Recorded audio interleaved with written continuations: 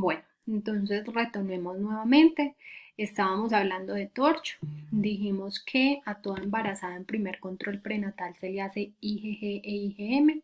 Si estás en el primer control prenatal, la IgG y la IgM ambas me dan positivas, dependiendo de la edad gestacional, vamos a hacer el test de avidez. Como idealmente van a ingresar a control prenatal temprano, pensamos en que van a estar menor de 16 semanas, se va a hacer el test de avidez. Si yo tengo un test con baja avidez, me confirma una infección materna e idealmente debería ser una PCR después de la semana 18 para definir si hay o no infección fetal. Como les había dicho ahora, desde que yo tenga sospecha de infección por toxoplasma, a toda la embarazada se le debe iniciar tratamiento con espiramicina, 1 gramo cada 8 horas hasta la terminación de la gestación. Así la PCR me salga negativa. Se continúa el tratamiento porque hubo infección materna.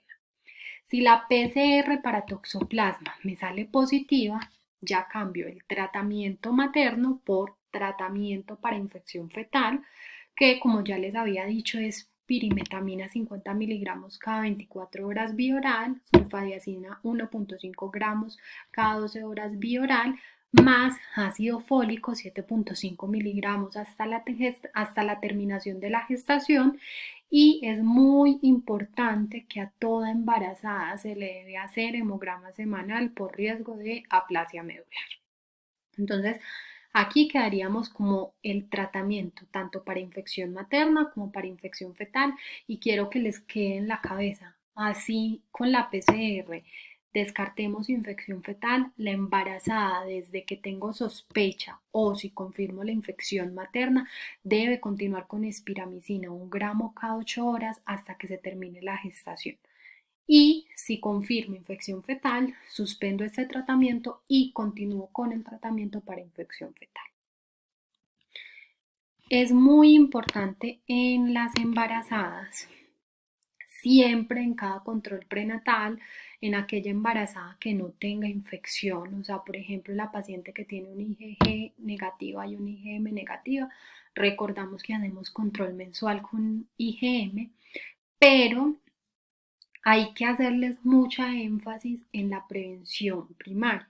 Entonces, lo ideal es que, como ya les expliqué, las heces de los gatos que tienen los ooquistes son los que realmente el humano al fin de cuentas va a consumir y son los que nos van a generar el riesgo de la infección, por lo que se debe consumir las carnes bien cocinadas, se debe consumir agua potable y manejo higiénico de los alimentos. Entonces lo ideal es que se deben lavar adecuadamente las frutas y las verduras antes de consumirlas si están crudas.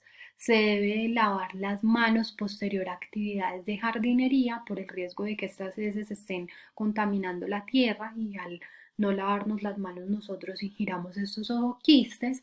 Y si se tiene un gato, lo ideal es que evite la embarazada recoger las heces, y si por cualquier caso las tiene que recoger, eh, ¿qué se hace? Se debe lavar posterior al, a la limpieza de estas heces. O sea, muchas preguntas a veces es que entonces si yo tengo un gato lo debo regalar. No, realmente lo más importante es la higiene. Si yo estoy en contacto con esta tierra, pero me lavo bien las manos, no tendría el riesgo del contagio. Entonces no tendría por qué regalar el gato. Se ha visto que se asocia más es a gatos pequeños, no tanto a gatos grandes.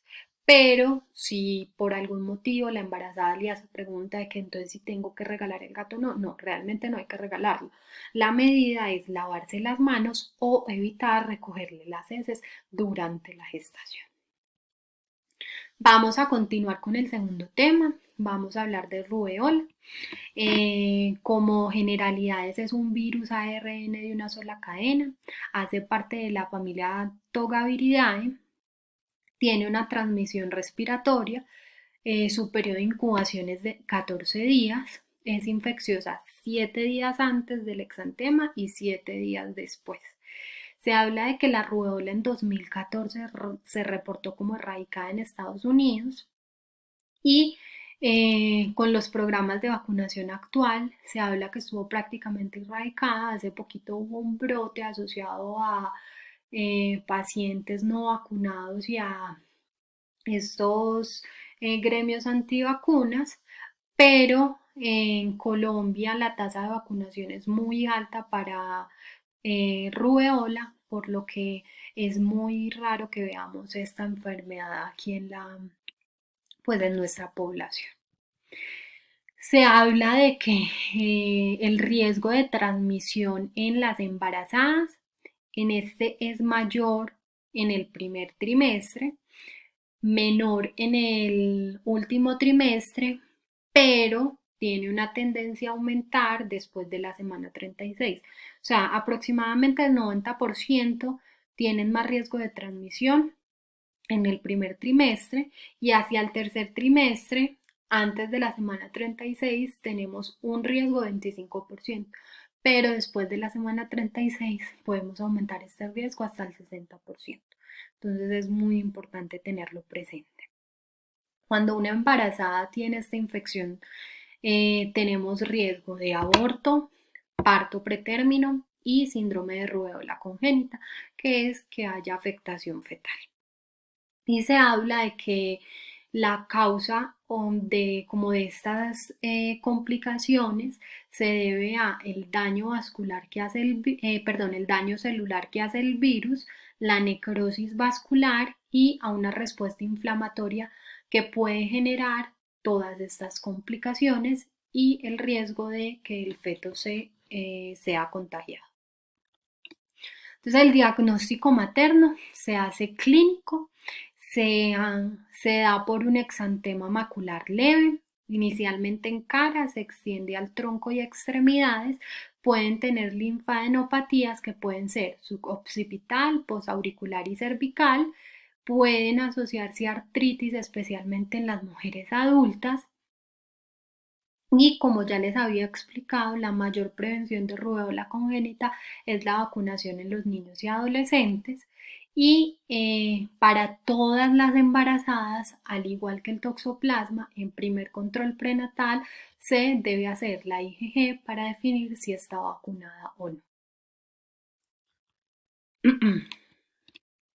El diagnóstico materno, entonces, si yo tengo clínica, como ya se la acabé de dar, lo ideal es que yo le haga IgM después de los 3 a 6 días después del exantema, que le haga IgG también sería después de los 7 a 9 días del exantema. Este va a durar durante toda la vida, o sea, me va a decir tuve la infección o no. Y se podría hacer el exudado faríngeo para hacer una PCR, y este se puede detectar una semana antes hasta 12 semanas después del exantema. Es el que tiene mayor sensibilidad, y hay mayor sensibilidad cuando se da 4 días después del exantema. O sea que lo ideal sería hacer el exudado faríngeo para PCR 4 días después del exantema y hacerle IgG IgM, pero se debería hacer aproximadamente 6 a 7 días después para definir si sí hay una infección o no. Como manifestaciones fetales, la principal son las cataratas, que tiene hasta un 78%. Le sigue la sordera neurosensorial, hasta en un 66% de los fetos afectados, y pueden tener defectos cardíacos hasta en un 58%, como ductus arterioso persistente, estenosis de la arteria pulmonar, coartación de la aorta, y como otras alteraciones que se ha visto asociada a la infección fetal es la microftalmia, la opacidad corneal, el glaucoma, la hepatoesplenomegalia, la trombocitopenia, y pueden tener rash purpúrico. Entonces, como tratamiento, realmente no existe un tratamiento disponible. Si yo tengo sospecha de infección congénita, todos los niños van a ser infecciosos hasta el primer año, y la única forma de yo definir que no hay una infección es que tenga dos cultivos negativos que deben estar separados por un mes después de los 3 meses de edad.